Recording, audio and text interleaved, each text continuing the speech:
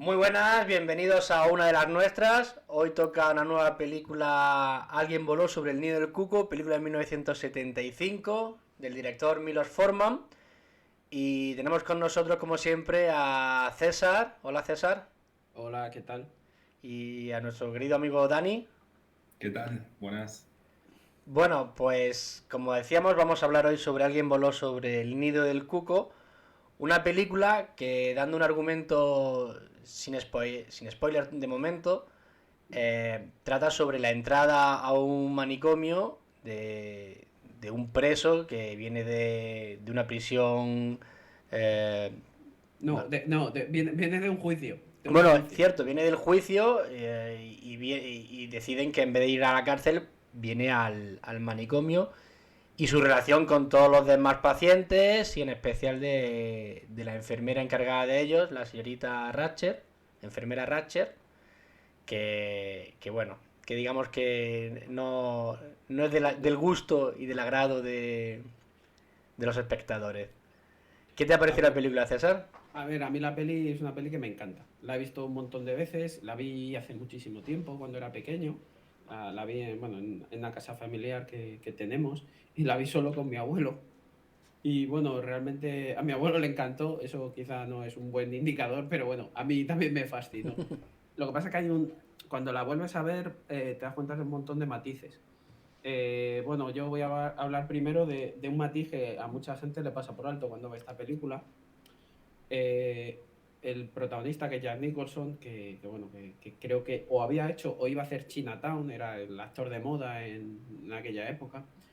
Yo creo que deja un poco alejado su histrionismo habitual para centrarse muy en la interpretación. Bueno, al final no deja de ser uno de los mejores actores que hay o que ha habido. Pero hay un matiz importante dentro del guión de la peli, que cómo va derivando, ¿no? De cómo entra él en ese psiquiátrico, ¿no? Para evitar la cárcel. Pero hay un matiz que la gente no se suele dar cuenta, bueno, de cómo se va desarrollando. No hay que olvidar que el protagonista, McMurphy, Jack Nicholson, que al final empatizas, ¿no? Con toda la situación que está viviendo por sus compañeros, como ves que no es una mala persona, es la cuarta vez que le acusan de intento de De violación. lo mismo, claro. Luego se descubre que el motivo del juicio es la violación a una niña de 15 años. Entonces, o sea, igual que vas empatizando, si tienes en cuenta eso del principio, pues ya la cosa cambia.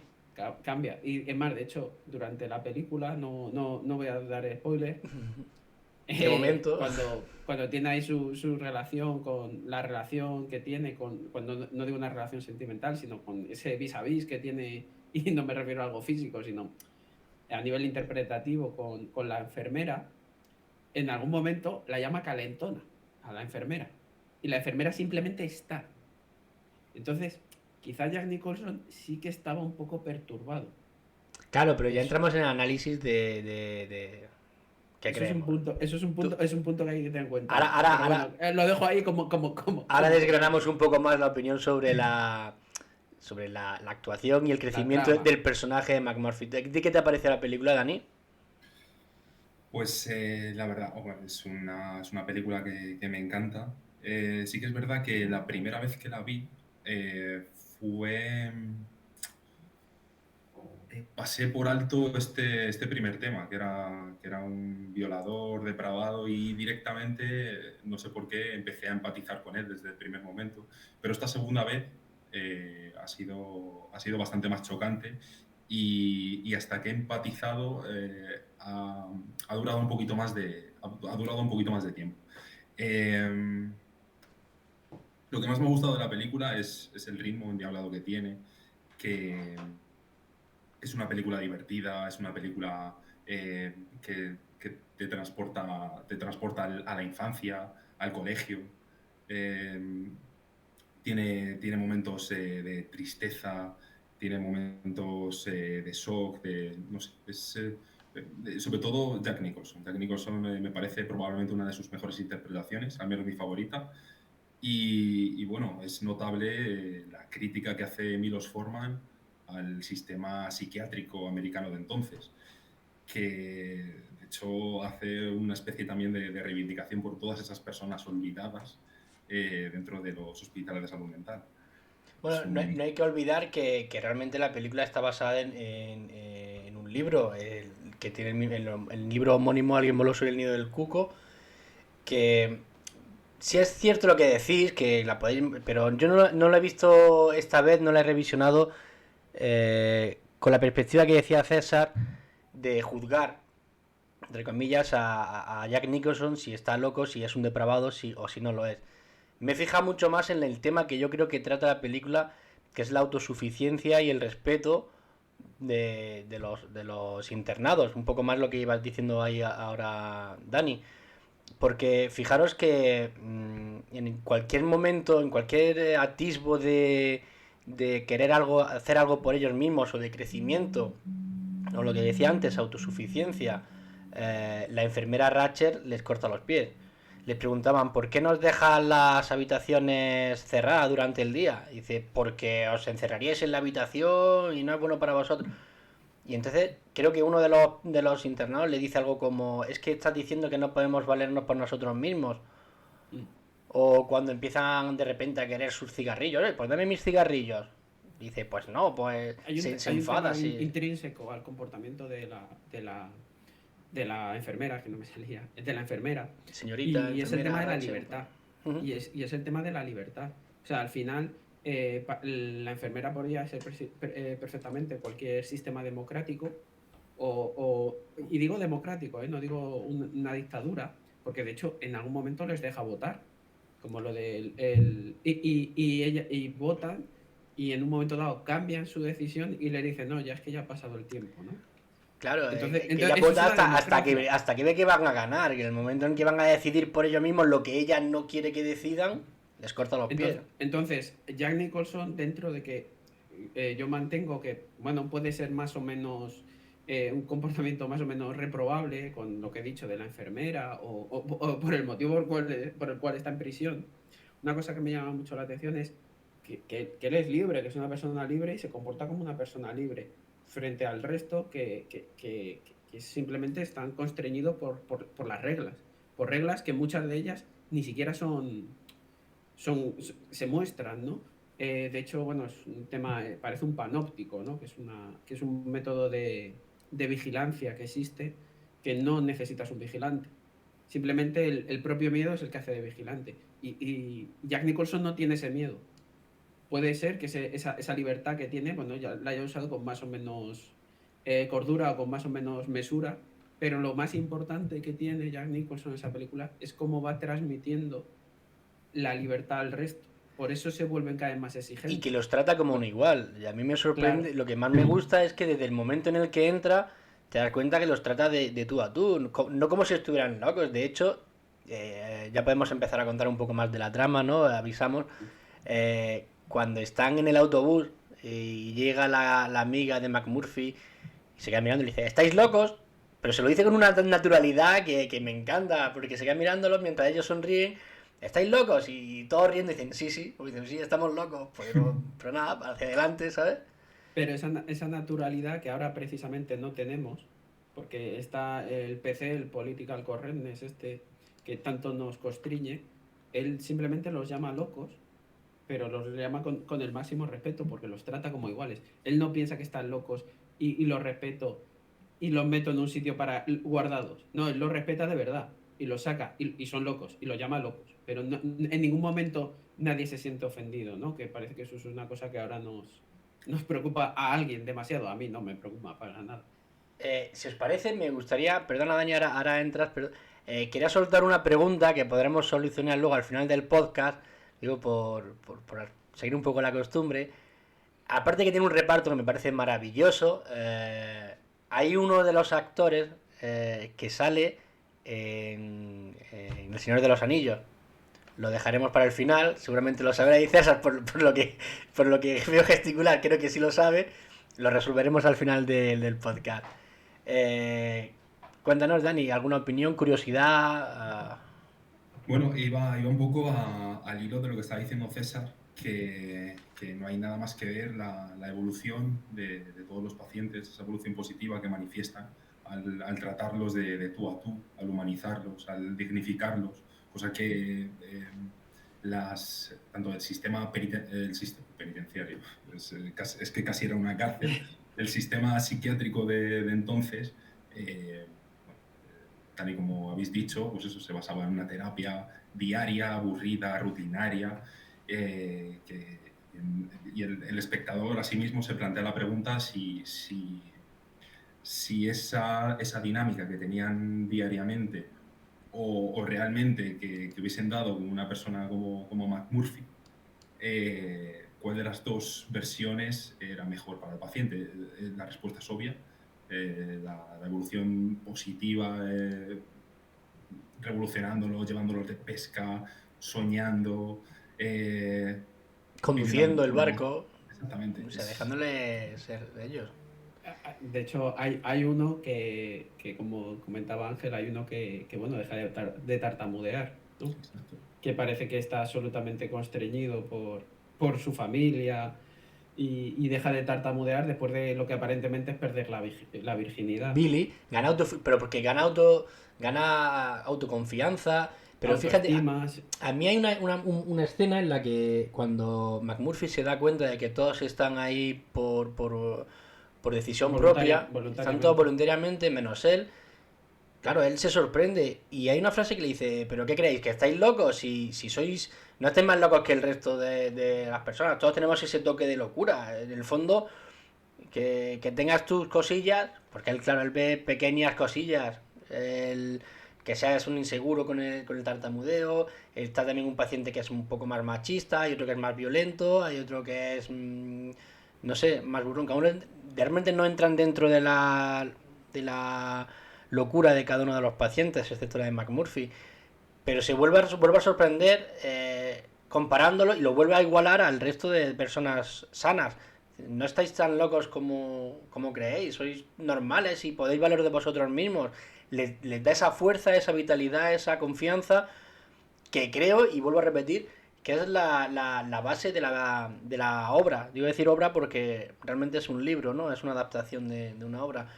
Y creo que lo que más defiende o critica también el sistema, iba a decir penitenciario, pero bueno, el sistema sanitario que comentaba al principio Dani, pero sobre todo defiendo la autosuficiencia de las personas, que cada cual es libre de su destino. Es más, no aparece en la película el nombre, el título, y ya entramos un poco en barrera de curiosidades. Alguien voló sobre el nido del cuco, se llama así, por una estrofa que dicen en el libro, que no mencionan en la película, que era algo como uno voló hacia el este, otro voló hacia el oeste y otro voló sobre el nido del cuco. Quiere decir que cada cual es libre de decidir su destino. Tú decides hacia dónde quieres ir. Y por eso digo que remarca un poco que las decisiones que toma cada cual le llevan a donde quiera ir. Y bueno, sí, entendemos que la psicología y la psiquiatría y la ayuda profesional es muy importante y lo defiendo, pero hace falta poner de parte de cada uno. Es que se supone que este tipo de tratamientos los tiene que ayudar a seguir con su vida, ¿no? Fuera de ahí. Y lo que los convierte son en víctimas de... Es como si dentro de una cárcel que metes a una persona que ha robado porque tenía hambre, y dentro se convierte en un delincuente, y cuando sales aún más delincuente, ¿no? Cuando se supone que la cárcel tenía que ser reinsertar. Exacto. Pues esto es gente que tiene problemas más o menos razonables y los convierte en dependientes absolutos, cuando los que tenían que hacer, o sea, les hace más McMurphy en el periodo que está con ellos que toda la terapia que llevan. De hecho, están allí amargados. Y luego, bueno, no hemos hablado de dos cosas. Bueno, del gran jefe, por supuesto, cuando la escena del chicle, que es memorable. La primera frase que suelta, sí, que de frutas, ¿no? No, lo primero dice gracias. Gracias, dice gracias. Y le da otro chicle a ver si responde. Claro, el otro se queda como... de frutas, ¿no? De hecho, en el libro, el protagonista, o sea, la perspectiva de la obra es desde los ojos del jefe, no desde McMurphy. El protagonista es el jefe, lo cual me parece muy curioso. Y el protagonista es el jefe, pero sobre el que basa y ronda el libro es sobre McMurphy también. De hecho, la novela, que es Ken Kesey, que lo has comentado tú, Ángel, Ángel, al principio, está escrita en 1959 y es una crítica al sistema psiquiátrico de los 50, que se popularizaron mucho las lobotomías. De hecho, el inventor de la lobotomía, que es un portugués, que es un tal Egas Moniz, recibió el Nobel por la lobotomía en el 1949. De hecho, se popularizó muchísimo. Para que veas. La película sí que está basada en la novela de Ken Kesey.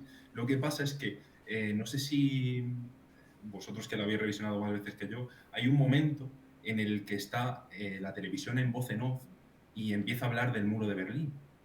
Dice, hace 2 años, en agosto de 1961, se levantó el muro empieza a levantar, de Berlín. Sí. Exactamente, la película en realidad está... en el 63.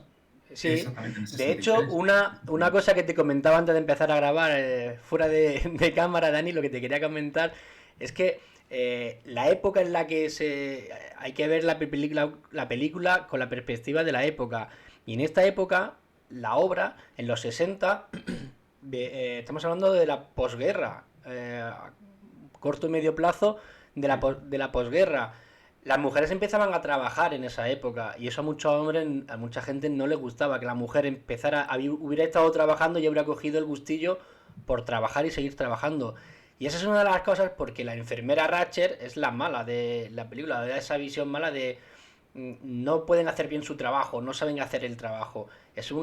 Tiene ese toque machista de la época, de los años 60, en la que la mujer se empezaba un poco a valer y a empoderar y no gustaba a ciertos sectores. Pensar que la enfermera es la persona más correcta y está tranquila en todo momento.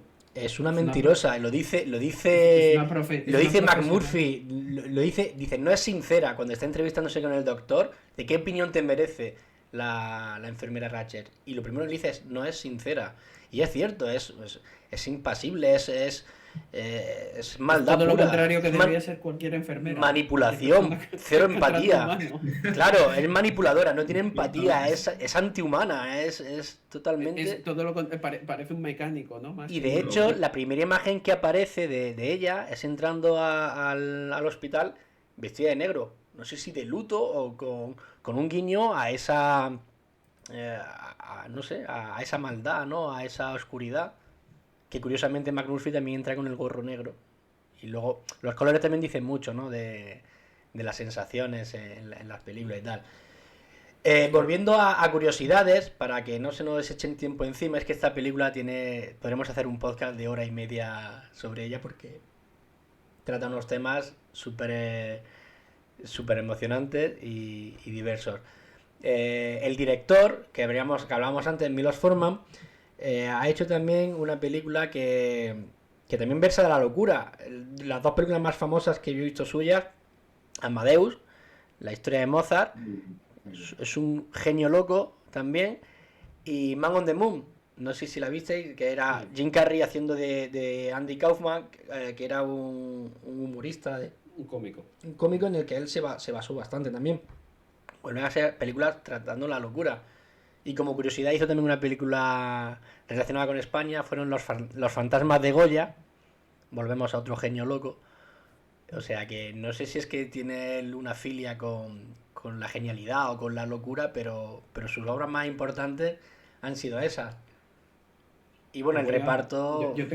Os quiero comentar 2 cosas que yo he visto en la peli. La primera, yo creo que aparte de una crítica al sistema psiquiátrico, ¿no? O sanitario estadounidense, que es un poco lo que salta a la vista, también tener en cuenta que el único que no habla en toda la película, hasta que no hablan con él o le insisten, es el gran jefe, que bueno, el indio. Bueno, no sé cómo veis el tema de los indios o los amerindios en Estados Unidos, pero le tienen absolutamente apartado, no tratan con él.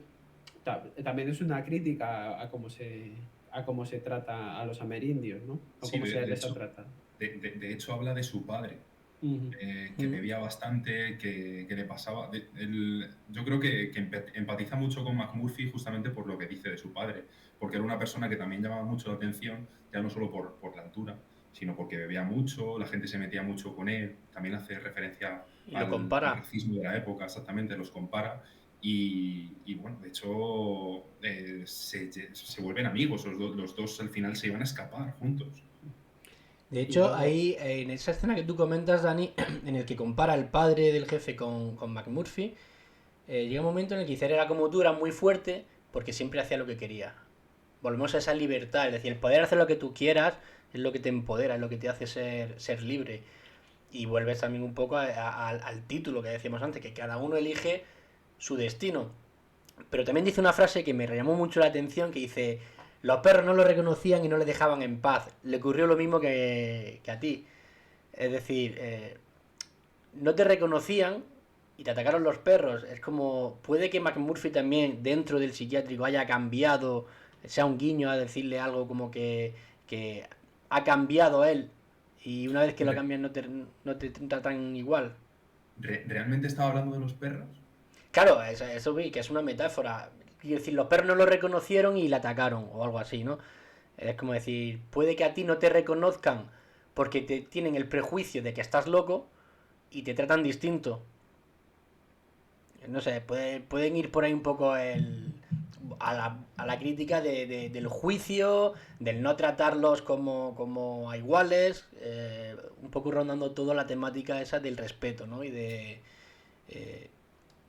y de la autosuficiencia para ellos. Eso ya... yo tengo una apreciación para vosotros.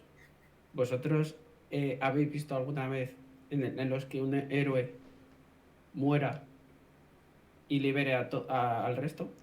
Hombre, claro. No sé, así, por algún tipo de religión que se sacrifique por el resto, Superman. por ejemplo, ¿no? Eso que sepáis que pasa en todas las pelis de Milos Forman, en la mayoría, que hay un Eh, héroe loco y eso tiene que ver con, porque, bueno, Milos Forman creo que era checo, de Sí. Checoslovaquia, de República Checa, Creía que era y bueno, griego, fija. y tenía ahí una educación profundamente cristiana. Y es un poco también el reflejo, ¿eh? O sea, ten en cuenta que es un héroe Bueno, no, no, pues, o bueno, sea, de hecho, creo que sus padres son judíos y ambos dos murieron en campos de concentración. De hecho, su madre murió en Auschwitz. terrible historia. Pero fijaros también, a colación de lo que decías, de crear una leyenda tras el sacrificio, cuando a McMurphy se lo llevan, después de la escena final con la pelea con la enfermera Ratchet, se lo llevan a lobotizarlo. ¿Se dice lobotizarlo? No, a Lobotomizarlo. lobotomizarlo. Bueno, Eh, técnicamente no es una lobotomía, ¿vale? Es un bueno, tratamiento electroshock. Una lobotomía es un fundirle, tratamiento que se fundirle, le mete chamuscarle el cerebro. un clavo por aquí y se hunde un trozo de hueso en el cerebro. Y le quitan sensaciones, ¿no? No, Sentimientos, es una parte que controla emociones, sí, ¿no? Le quitan. nuestro ímpetu. No es una emoción exactamente y te dañan esa parte del cerebro. Así que, bueno, yo vi varios reportajes de cómo lo desarrollaban. Es una Sí, técnica realmente terrible, meterlo terrible. por aquí, por el ojo. Sí, por el ojo se le rompe un trozo de hueso, se clava en el cerebro y te dejan hecho un mueble. De hecho, vi una entrevista de un hombre que le hicieron una y se seguía preguntando si a día de hoy le habían quitado capacidad de sentir ciertas cosas, si le habían robado un poco de su ser, ¿no? De su esencia. Y quería comentar algo, ya se me ha ido, pero bueno, podemos pasar a responder la pregunta que había soltado al principio, si la sabéis. Dani yo creo que no, pero César sí la sabe, ¿no? Había un Yo no lo personaje de sé, esta yo no lo película sé. que sale en El Señor de los Anillos. Te he respondido a la pregunta. Dale, dale, Al- te dejo contarla, venga. el personaje es el que tartamudea. No, no, No, sí. Es verdad, Es sí, sí, sí, Billy. es verdad, sí, sí, sí. Es el que Era Billy, tartamudea. era Billy, era Billy. Sí, ¿Y sí, sí. quién hace? Es lengua de serpiente, Es Grima. grima, lengua de serpiente, Sí. El consejero de el Saruman. consejero, bueno, Bueno, del rey consejero. Bueno, también, de Saruman y claro. del rey este que no recuerdo ahora. Eoden, pues, bueno, no me acuerdo cómo es, pero es verdad que los ves jóvenes, claro, ves a Christopher Lloyd, si lo reconoces por Regreso al Futuro, ves a Vincent Schiavelli, que es el fantasma este de Ghost, que le enseña a tocar a Patrick Swayze era, ¿no? Patrick Swayze. Swayze, sí. Patrick Swayze. Jack Nicholson ya lo conocemos, Martini, Danny Danny DeVito, DeVito. exacto. Y tiene un reparto que es el leche, cada cual mejor. Más curiosidades que queráis comentar acerca de la película para ir cerrando, porque creo que se nos va de tiempo de nuevo. Bueno, voy a comentar la última curiosidad. La enfermera Ratched tiene una serie. Netflix. Tiene una serie que es, bueno, no son de mis series favoritas, que es American Horror History. No, ¿Es no, American? pero, No. pero tiene no es una American. serie propia de enfermera Ratched. Ah, sí, directamente es propia, vale. Pues es que como es O sea, la actriz esta. Claro, la actriz puede ser que no es serie, pero la serie que tú comentas, creo. Ah, es no verdad, se llama Ratched. Es verdad, se llama es Ratched. una precuela de ella Sí, sí. en su juventud, o sea. Es verdad, se llama Ratched. Es que como salen todos los capítulos de American Horror History. Pero no la he visto. Bueno, pues, ¿alguna curiosidad, César, querías comentar? No, esa que tiene la serie esta de Ratched, que bueno, yo vi varios capítulos y es American Horror History, un poco más lisérgica y si cabe más pretenciosa y sobre todo muy aburrida. No la he llegado a ver, me quedo Vivirá más y mejor. con la originalidad. ¿Y tú, Dani, quieres comentar alguna? Sí, me gustaría volver un poco al tema de la lobotomía. Ujú. Y, a ver, yo no he visto el documental ese que has visto, César, pero al parecer en la lobotomía te hacían 2 agujeros en la cabeza, te metían una aguja y movían dentro del cerebro. Suena un poco raro, Sí, sí. pero es así. No, eso- Con el fin de eliminar las conexiones neuronales activas del mismo. Y por eso te dejaba así. De hecho, da a entender que con las dos, al menos lo que he leído sobre ello, El que electroshock. exactamente, no con electroshock, sino las, no me sale... Cicatrices. Gracias. Las 2 cicatrices que tiene en la cabeza, da a entender que sí que realmente es una lobotomía. Ujú. He estado, bueno, como ya os he comentado, me he interesado bastante sobre el tema y es una cosa que se lleva practicando mucho tiempo. No la lobotomía, pero sí las trepanaciones en el cerebro. En el Antiguo Egipto lo hacían como pues, si te ibas a morir, como casi la última cosa que se podía hacer, lo normal es que durases menos de 3 días. Si durabas más de 3 días, que era el 1%, fallecías. Y leí un libro que se popularizó mucho en la época, que es El Tercer Ojo, no sé si lo conocéis, es un libro budista Me de suena un Wampa. Y al parecer los budistas hacían una especie de trepanación en la parte delantera, en el lóbulo frontal, para aumentar el conocimiento, como una expansión del cerebro, de la clarividencia. Sobre todo lo hacían los monjes. Eso no podía ser figurado, porque aquí lo que es el tercer ojo tiene que ver con el tema del... Hay gente trepanada, la verdad que es bastante interesante. Sí, lo mismo que te quitan te dan, ¿no? Exactamente. Y bueno, me gustaría también comentar los premios Oscar. Adelante. ¿Con quién competían este año? El Big Five, Bien. el Big Five. Porque a mí me llamó muchísimo la atención. A la mejor película, los nominados fueron Nashville, no sé si la conocéis, es un drama musical americano, country. A ver, yo no la he visto, al parecer no tiene mala puntuación en Film Affinity. Estaba también Tiburón 1. Tiburón 1 competía en el 75, ¿verdad? Tiburón 1. ¿No se llevó el Oscar Tiburón? Fueron efectos No, especiales. se llevó todas las importantes. Sí, las 5. Lo que dice, el Big Five se llevó esta. Competía con Tiburón 1. O sea, un clásico del sábado por la tarde. Esa caerá en el podcast, ya lo digo yo que esa va a caer. Espera, porque también competía con Tarde de Perros. ¿Habéis visto Tarde de Perros de Sidney Lumet, Al Pacino y John Casal? O sea, John Casal, Fredo, en El Padrino. O sea, que bueno, de hecho, Fredo, ya si queréis hablamos otro día, hizo 5 películas. Esas 5 películas, no sé cuántas nominaciones a los Oscar tiene. una barbaridad. Y murió súper joven y salía con Meryl Streep. De hecho, hasta la muerte de John Casal, la novia era Meryl Streep. O sea, os sabéis quién es Fredo, ¿no? O Sí, sea, sí, Sí, claro, claro. la frente. Sí. la frente. Y por último, lo que ya reventó mi cerebro, era Barry Lyndon también estaba luchando. Barry Lyndon, que era una de las opciones que teníamos para Sí, esta sí, semana. es Sí, una sí, sí. monumental obra Es gran un genio película. Stanley Kubrick. O Y sea, fijaros No, que- también Barry Lyndon no es para todos los públicos. A mí me gusta mucho, pero es larga. Vamos a decir, es larga. bueno, es un purista de planos, Aparte, cuando sale Ryan O'Neill, ¿no? los planos. Bueno, eso también es otro tema aparte. Pero vamos, los planos cortos con la música clásica es una delicia para los sentidos. Pues fijaros una recomendación cinéfila. que ganó eso, el Big Five. Jack Nicholson es el auténtico protagonista de la película, pero otras opciones para el papel fueron Marlon Brando y Gene Hackman. Gene Hackman es el que hace el Lex Luthor en las películas de Superman. Gene Hackman es un actor que a mí me encanta. Para mí Gene Hackman no será Lex Luthor, será Frankenstein del jovencito Frankenstein. Del ciego del jovencito Frankenstein. El jovencito Frankenstein es un peliculón que me pensé mucho incluso incluirla esta semana, ¿eh? Y Kirk Douglas, él es el que hace el papel, o al menos tenía, creo que lo hacía en Broadway y tenía los derechos de la obra en teatro. O sea que no estamos hablando de actores.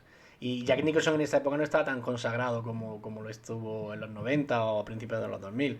Venía de hacer, no sé si había hecho ya El Resplandor o estaba por hacerla. En el 75, ¿El Resplandor de qué año era? Bueno, estuvo por ahí. Estamos hablando de una persona que estaba en una carrera incipiente. Pero bueno, como él, todos los demás. Y como nos estamos quedando ya sin tiempo, ya me gustaría hablar media hora más de esta película. ¿Algo último que queráis añadir antes de pasar a las puntuaciones? ¿Estaba loco McMurphy o no? Buena pregunta para terminar. ¿Tú qué piensas, Dani? Yo creo que no. Yo creo que era una persona con, pues eso, que no se estaba quieta, era impulsiva, era una persona, pues, era un violador. Sí. Era un violador, coño. Muy entrañable. Pues yo te voy a responder con la misma pregunta que él le lanzó a sus compañeros de hospital. ¿No estamos todos un poco locos, realmente? Así que te respondo con otra pregunta. ¿Y tú, César? Yo, bueno, una apreciación. Había hecho Chinatown, que es importante. Y personalmente creo que sí estaba más loco de la gente que estaba dentro. Era una persona así un poco peligrosilla. Era violento. Era violento. A mí me encanta la frase cuando habla de la enfermera y dice, es que nos está calentando y la enfermera no hace nada. O sea, es más fría que un témpano de hielo.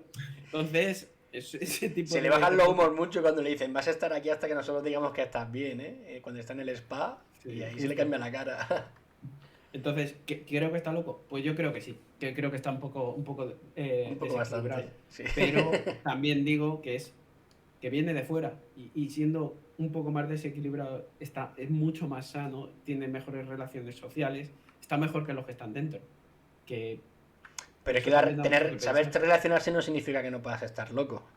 No, ya, pero es que yo creo que está loco, pero es que los que están dentro no están tan locos. Y no se saben relacionar, y quizás solo ese es su problema, ¿no? Que viene uno que es incluso un poquito peligroso y les ayuda. O sea, tú imagínate si alguien sabe cómo ayudarles de verdad, ¿no? Fíjate. Y bueno, terminamos ya el programa de hoy con las puntuaciones. Dani, ¿tú qué puntuación le das a la película? Un 8. Vamos a hacer los cálculos para dejar... ¿Tú, César? Yo le doy un 7,5.